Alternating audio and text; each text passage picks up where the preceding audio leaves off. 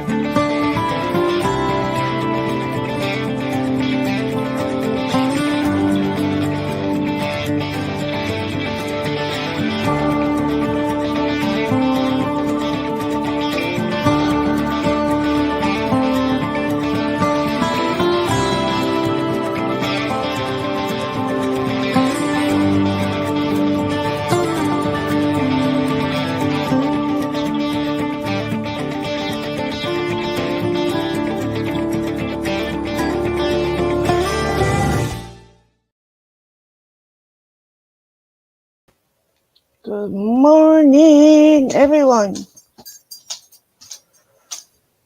Good morning, Louie. Good morning, Tommy. Thank you for being here. Good morning, Facebook. Of course, it is Tuesday, which means it's AA Day. Let some people come in. We're in 12 Steps and 12 Traditions book again. Finished the other one last week. So, hope you're doing well too, Tommy. Excuse me.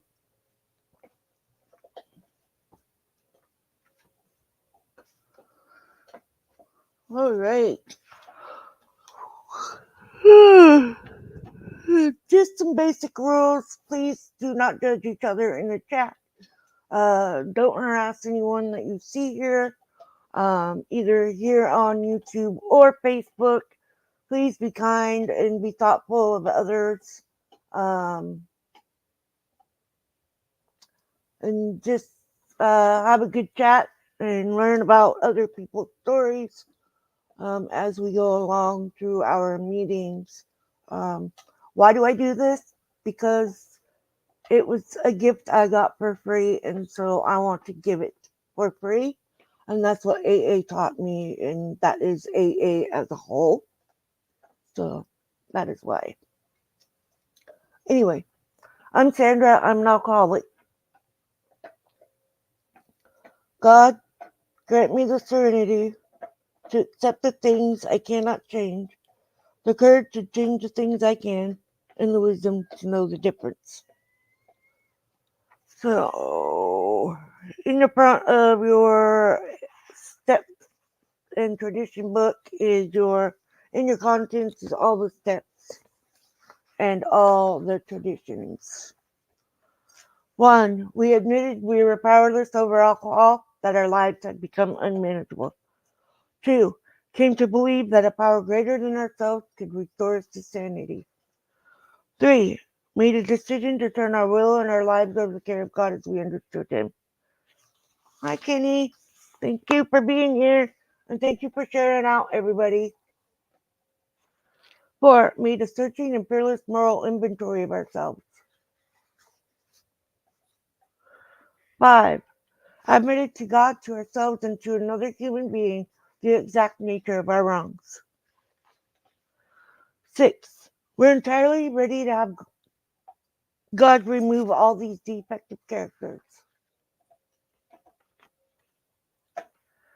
7, humbly asked Him to remove our shortcomings. 8, made a list of all persons we had harmed and become willing to make amends to them all. 9, made direct amends to such people wherever possible, except when to do so would injure them or others. 10, continue to take personal inventory and, when wrong, promptly admit it. 11, sought through prayer and meditation to improve our conscious contact with God as we understood Him, praying only for knowledge of His will for us and the power to carry that out. 12, having had a spiritual awakening as a result of these steps, We try to carry this message to alcoholics and to practice this principles in all our affairs. And today I'm going to go ahead and do the introduction in the foreword. Um, and then I'll do step one because it's not that long. So, introduction. Alcoholics Anonymous first published 12 Steps and 12 Traditions in 1953.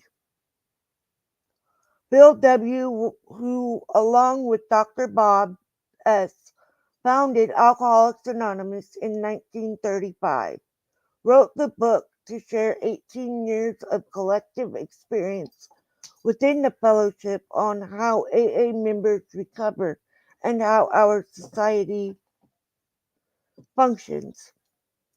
In recent years, some members and friends of AA have asked if it would be wise to update the language, idioms, and historical reference in the book to present a more contemporary image for the fellowship. However, because the book has helped so many alcoholics find recovery, there exists strong sentiment within the fellowship against any change to it. In fact, the 2002 General Service Conference discussed this issue, and it was unanimously recommended that the text in this book, 12 Steps and 12 Traditions, feelings are written by Bill W., remain as is, recognizing the fellowship's feelings that Bill's writing be retained as originally published.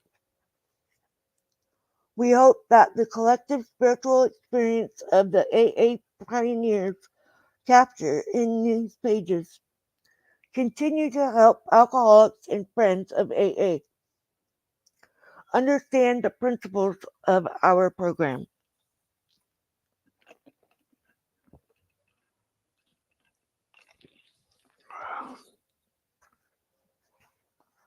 Foreword. Alcoholics Anonymous is a worldwide fellowship of more than 100,000 alcoholic men and women who are banded together to solve their common problems and to help fellow sufferers in recovery from the old or from age-old baffling malady, alcoholism. This book deals with the 12 steps and the 12 traditions of Alcoholics Anonymous. It presents an explicit view of the principles by which AA members recover and by which their society functions. AA's 12 steps are a group of principles spiritual in their nature, which, if practiced as a way of life, can expel the obsession to drink and enable the sufferer to become happily and usefully whole. AA's 12 traditions apply to life of the fellowship itself. They outline the means by which AA maintains its unity and relates itself to the world about it, the way it lives and grows. Through the essay which follow, written mainly for members, it is thought by many of AA's friends that these pieces might arouse interest and find application outside AA itself. Many people, non-alcoholic, report that as a result of the practice of AA 12 steps, they have been able to meet other difficulties of life. They think that the 12 steps can mean more than sobriety for problem drinkers. They see in them a way to happy and effective living for many alcoholics or not.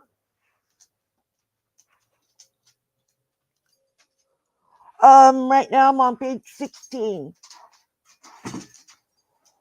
There is too a rising interest in the 12 traditions of Alcoholics Anonymous. Students of human relations are beginning to wonder how and why AA functions as a society. Why is it, they ask, that in AA no member can be set in personal authority over another? That nothing like a central government can anywhere be seen. How can a set of traditional principles, have no legal force at all, hold the fellowship of Alcoholics Anonymous in unity and effectiveness? The second section of this volume, though designed for AA's membership, will give such inquiries an inside view of AA's never before possible. Alcoholics Anonymous began in 1935 at Akron, Ohio, as the outcome of a meeting between a well-known surgeon and a New York broker. Both were severe cases of alcoholism and were destined to become co-founders of the AA Fellowship. The basic principles of AA as they are known today were borrowed mainly from the fields of religion and medicine, though some ideas upon which success finally depended were results of nothing the behavior and needs of the fellowship itself.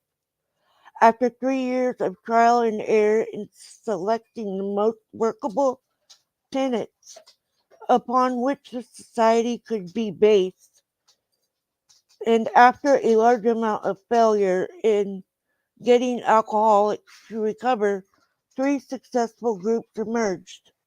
The first at Akron, the second at New York, and the third at Cleveland.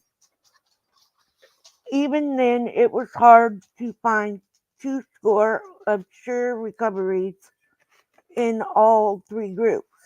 Nevertheless, the Infant Society determined to set down its experience in a book re- which finally reached the public in April of 1939. At this time, the recoveries numbered about 100. The book was called Alcoholics Anonymous, and from it, the fellowship took its name. In it, alcoholism was described from the alcoholic's point of view. The spiritual ideas of society were codified for the first time in the 12th step, and the application of these steps to the alcoholic's dilemma was made clear. The remainder of the book was devoted to 30 stories or cases histories in which the alcoholic described their drinking experience and recoveries. This established identification with alcoholic readers and provided or proved to them that their virtually impossible how now become had now become possible. The book Alcoholics Anonymous became the basic text of the fellowship, and it still is. This present volume purposes to broaden and deepen the understanding of the 12 steps as first written in the earlier work. With the publication of the book Alcoholics Anonymous in 1939, the pioneering period ended and a prognosis chain reaction set in as the recovered alcoholics carried their message to still others. In the next years, alcoholics flocked to AA by tens of thousands, largely as the magazines and newspapers throughout the world. Clergymen and doctors alike rallied to the new movement, giving it unsustained support and endorsement. This startling expansion brought with it very severe growing pains. Proof that alcoholics could recover had been made, but it was by no means sure that such great numbers of yet erratic people could live and work together with harmony and good effect.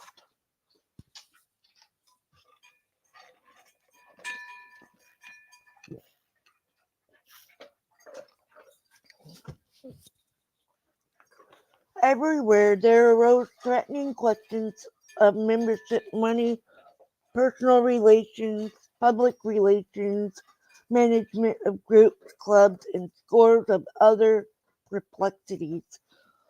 It was out of the vast welter of explosive experience that AA's 12 traditions took form and were first published in 1946 and later confirmed at AA's first international convention held at Cleveland in 1950. The tradition section of this volume portrays in some detail the experience which finally produced the 12 traditions and so gave AA its present form, substance, and unity. As AA now enters maturity, it has begun to reach into 40 foreign lands in the view of its friends. Just a minute, Facebook.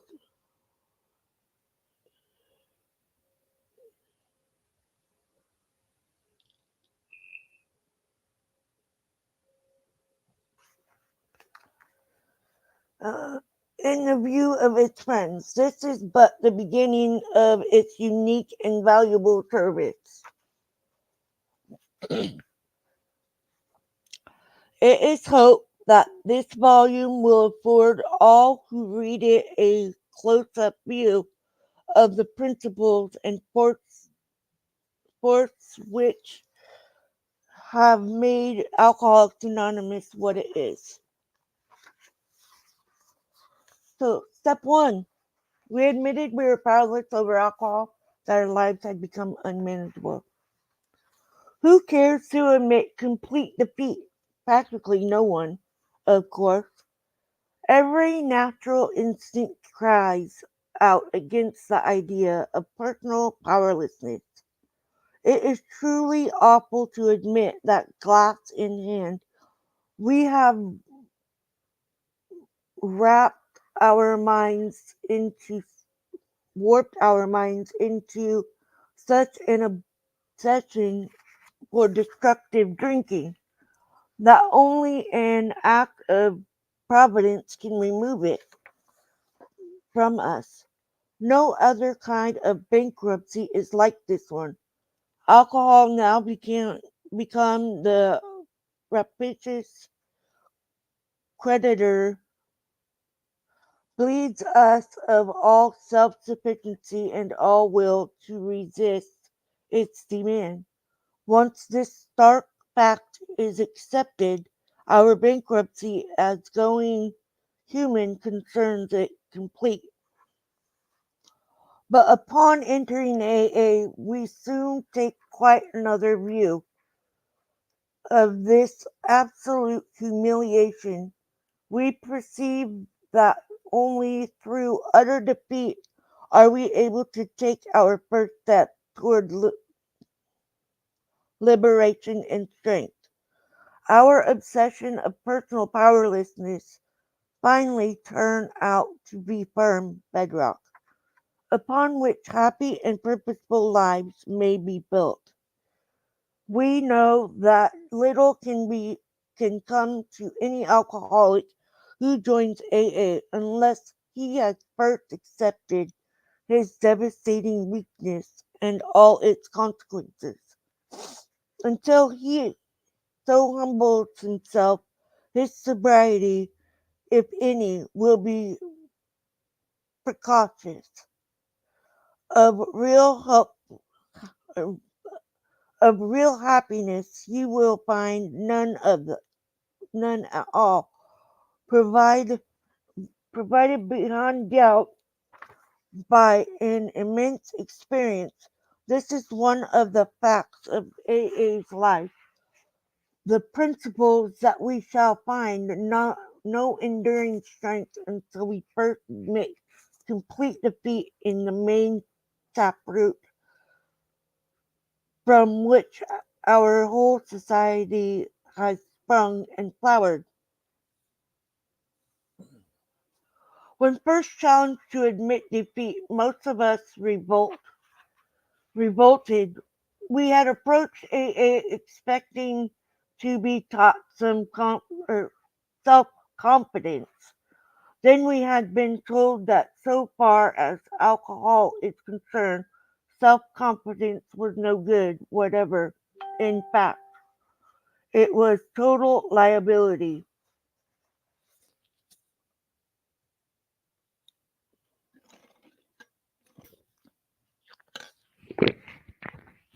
I see you over there in Facebook.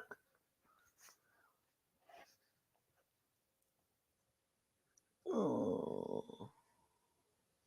Our sponsors declared that we were the victim of a mental obsession so subtly powerful that no amount of human willpower could break it.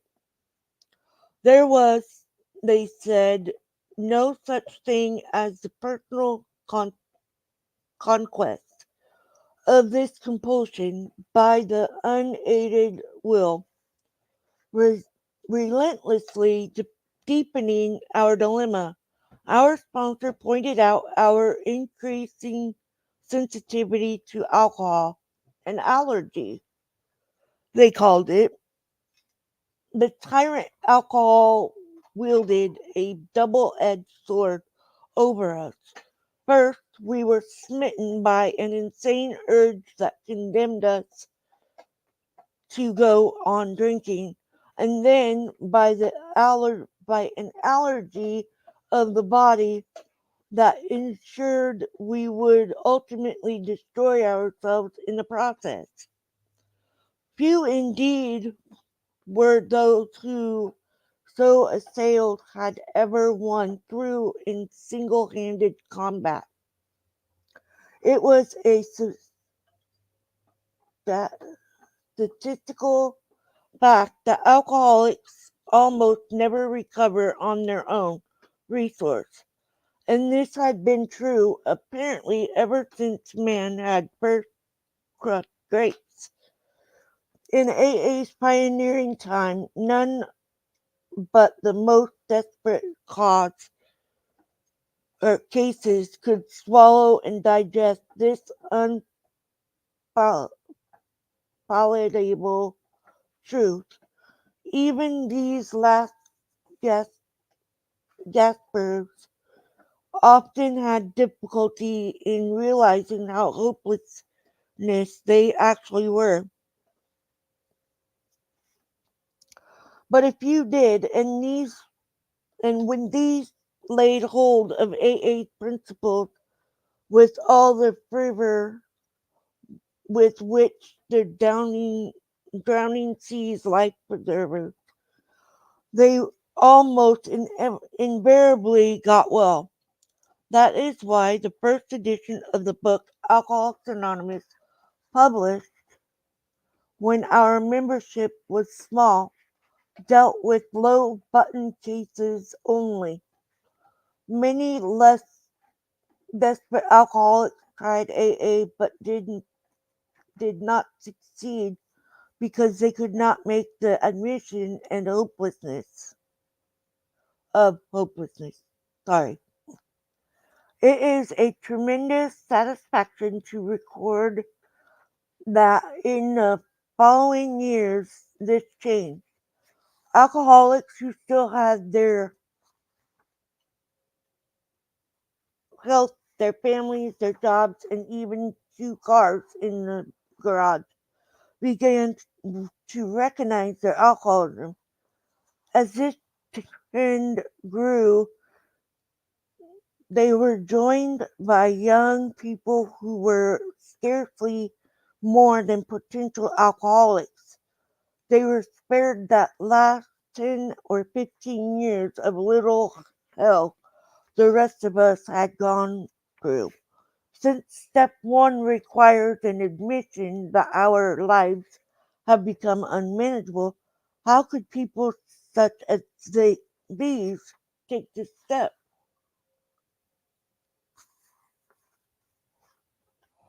It was obviously necessary to raise the bottom the rest of us had hit to the point where it would hit them.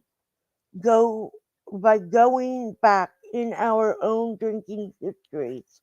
We could show that years before we realized it, we were out of control. That our drinking, even there or even then, was no mere habit. That it was indeed the beginning of a fatal progression. To the doubters, we could say, perhaps you're not an alcoholic after all.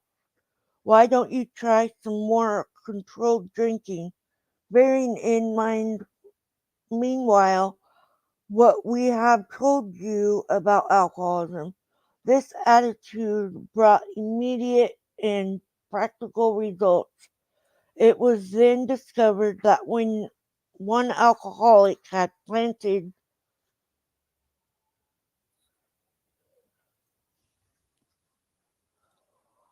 in the mind of another the true nature of his malady, that person could never be the same again.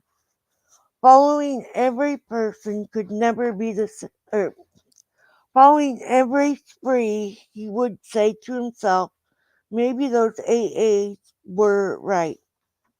After a few such experiences, often years before the onset of extreme difficulties, he would return to us convinced he had hit bottom. As truly as any of us, John Barleycorn, Barleycorn helped himself had become our best advocate. Why all this instant that every AA must hit bottom first? The answer is that few will sincerely try to practice the AA program unless they have hit bottom. For practicing AA's remaining 11 steps means the adoption of attitudes and actions that almost no alcoholic who is still drinking can dream of taking, who wishes to be rigorously honest and tolerant, who wants to confess his faults to another and make restitution for harm done, who cares anything about a higher power, let alone meditation and prayer, who wants to sacrifice time and energy in trying to carry AA's message to the next sufferer. No, the average alcoholic, self centered in the extreme, doesn't care for this prospect unless he has to do these things in order to stay alive himself. Under the lash of alcoholism, we are driven to AA, and there we discover the fatal nature of our situation. Then and only then do we become as open minded to convictions and be willing to listen as the dying can. We stand ready to do anything which will lift the merciless obsession for us. this is true. Now, see, I'm sure I've said it before in my meetings, but I'll say it again because you can't say it enough. Um, I am proof of you can quit drinking and you can stay sober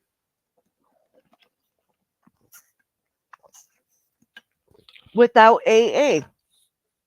Yes, you can do that. You can have the willpower to do that. But you don't feel fulfilled because now that the alcohol is gone, you don't have all the other things that help you feel full while you have the alcohol, which is the people, the bar scene, or just getting completely snockered by yourself. All of that is just like not there. So my opinion, of course, the dog has to lay on the blanket, my phone. Um, so I can say that, yeah, I admitted that I was alcoholic long before I started AA. And long before I quit drinking the first time, I said, I think I said it to my husband. I said, I think I have depression. Nobody likes to admit that they have depression or they have anxiety or whatever it is, but it's a fact. Okay. Yes, I suffer from depression, anxiety. I have panic attacks. That doesn't make me any different than the next person. Um, so I quit drinking before 2014. However, I quit for a year. Yeah, a whole year I got sober. And that was all solely on my own. I did not have anybody else, no group, no friends, no nothing like making me stay sober. It was just my willpower. Well, then I decided because I found my favorite drink in one bottle, I thought, okay, I'm going to get me some of these. I did that. Sat in my fridge for about a month or two, maybe longer. And I was like, I'm going to go ahead and try one of these. Big mistake. Big mistake. Because you don't start off new. You don't start with just one. I can vouch. You don't start with just one. You don't stop after just one. Because let me tell you, I went on for another year and a half, 2 years, drinking every day. I had to be drunk to live life. And that's not living. Um, but I had admitted that I was an alcoholic, but I didn't think anything about the rest of it.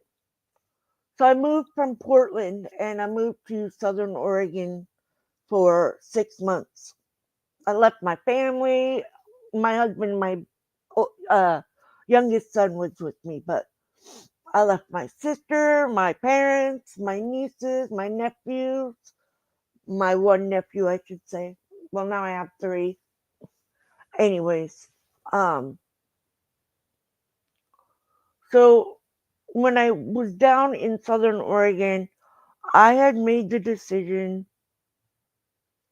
to stop drinking because I had realized by something I said to my sister, mind you, I'm guilty of it too, calling people when you're drunk.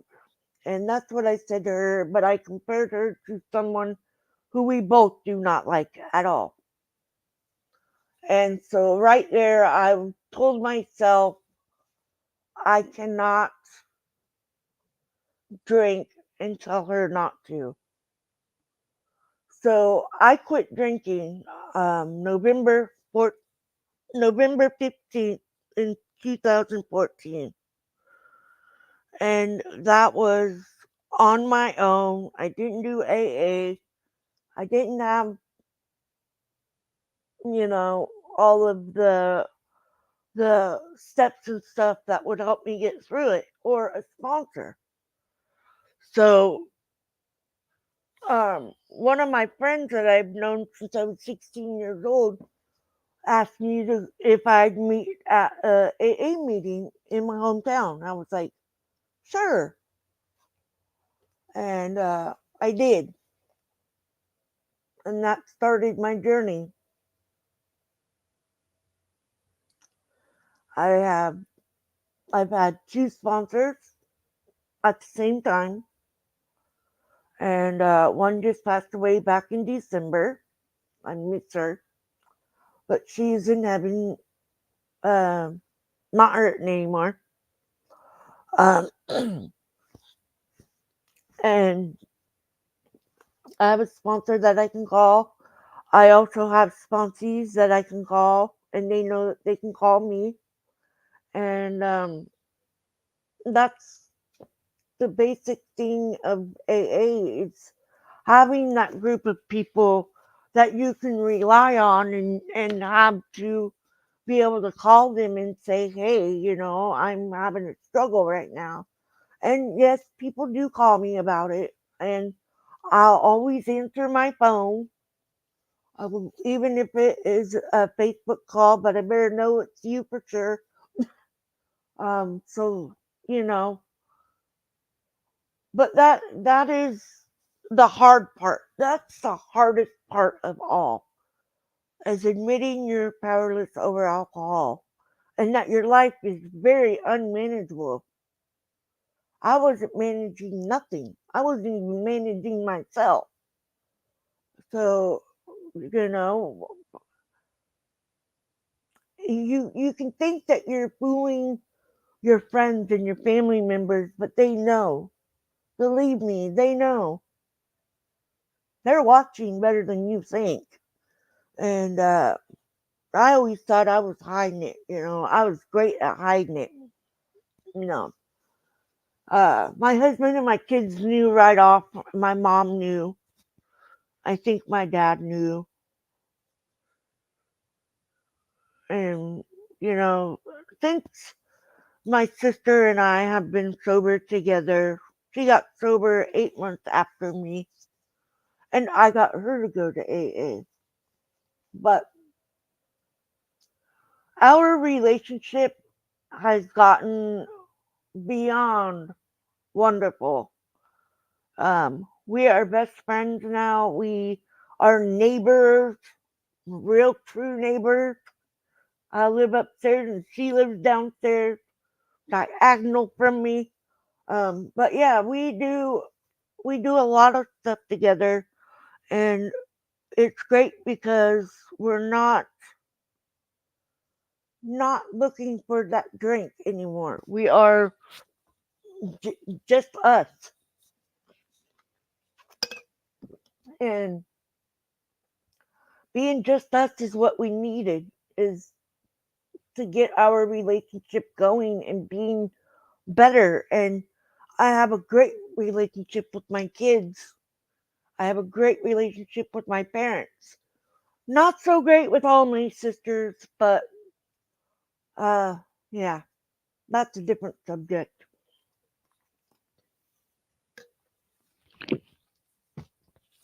But yes, AA does work. And yes, the hard part is admitting you're powerless over that alcohol and that your life is unmanageable. After that one, you get into the steps and it gets easier.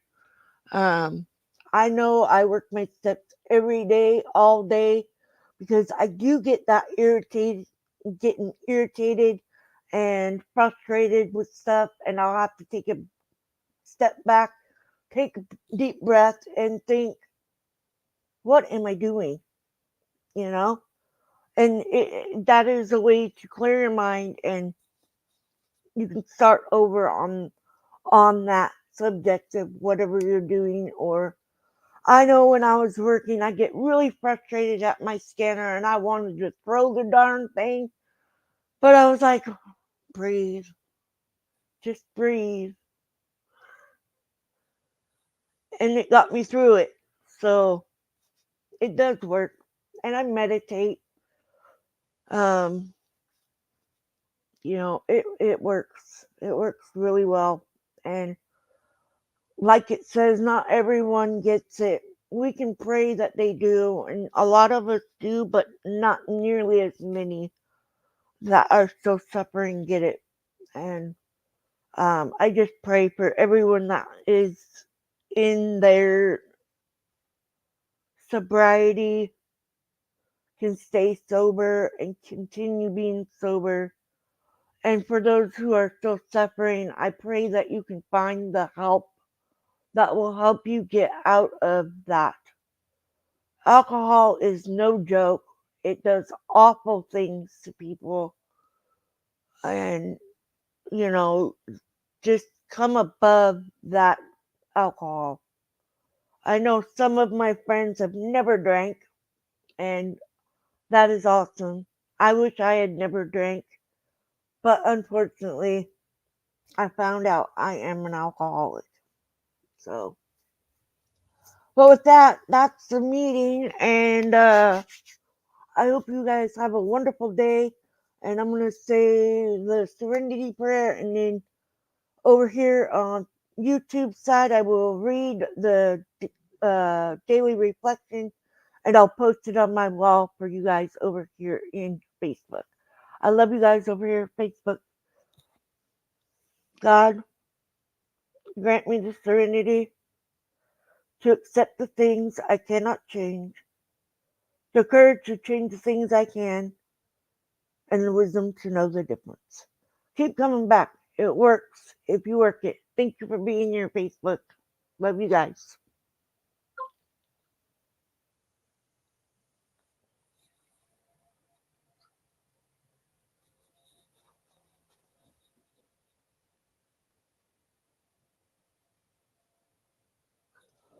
Yeah, I agree, Lily. Alrighty, let's get over here.